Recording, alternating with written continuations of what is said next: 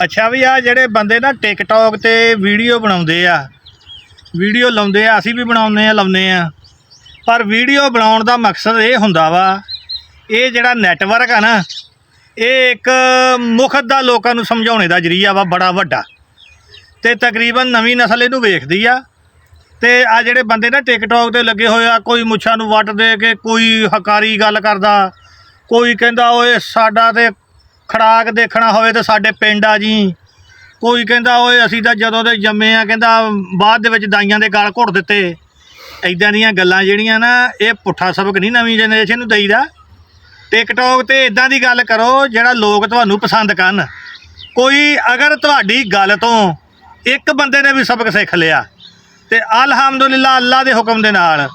ਉਹ ਬੰਦੇ ਦੀ ਵੀ ਬਖਸ਼ਿਸ਼ ਹੋਊਗੀ ਜਿਹੜਾ ਨੇਕ ਰਾਹ ਤੇ ਤੁਹਾਡੀ ਗੱਲ ਸੁਣ ਕੇ ਆ ਗਿਆ ਤੇ ਤੁਹਾਡੇ ਵੀ ਕੋਈ ਅੱਲਾ ਦੀ ਯਾਦ ਨਾ ਨਰਮੀ ਪੈਦਾ ਕਰ ਦੂਗਾ ਮਾਲ ਦੇ ਵਿੱਚ ਤੇ ਬਾਕੀ ਕਰਤੂਤਾਂ ਦਾ ਤਾਂ ਪਤਾ ਹੀ ਹੈ ਲੋਕਾਂ ਨੂੰ ਜਿੱਦਾਂ ਦੀਆਂ ਹੈਗੀਆਂ ਤੇ ਇਦਾਂ ਦੀਆਂ ਫਤੂਰੀਆਂ ਗੱਲਾਂ ਨਾ ਹਕਾਰੀਆਂ ਗੱਲਾਂ ਟਿਕਟੌਕ ਤੇ ਨਹੀਂ ਕਰੀਦੀਆਂ ਟਿਕਟੌਕ ਇੱਕ ਬਹੁਤ ਵੱਡਾ ਜਰੀਆ ਬਣ ਗਿਆ ਹੋਇਆ ਲੋਕਾਂ ਨੂੰ ਅਕਲ ਦੇਣ ਦਾ ਤੇ ਬਾਕੀ ਫਨੀਅਰ ਸੱਪ ਤੁਸੀਂ ਦੇਖ ਲਓ ਕਿੰਨਾ ਆਕੜਦਾ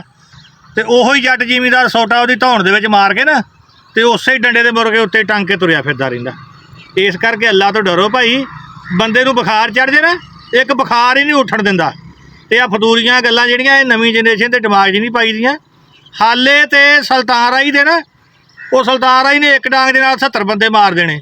ਉਹਦੇ ਵੱਲ ਦੇਖ ਦੇਖ ਕੇ ਉਹ ਪੁਰਾਣੇ ਬਾਬਿਆਂ ਦੇ ਵਿੱਚੋਂ ਹਾਲੇ ਹਜ਼ਾਰਾਂ ਦੇ ਹਿਸਾਬ ਨਾਲ ਜੇਲ੍ਹ 'ਚ ਬੈਠੇ ਲੋਕ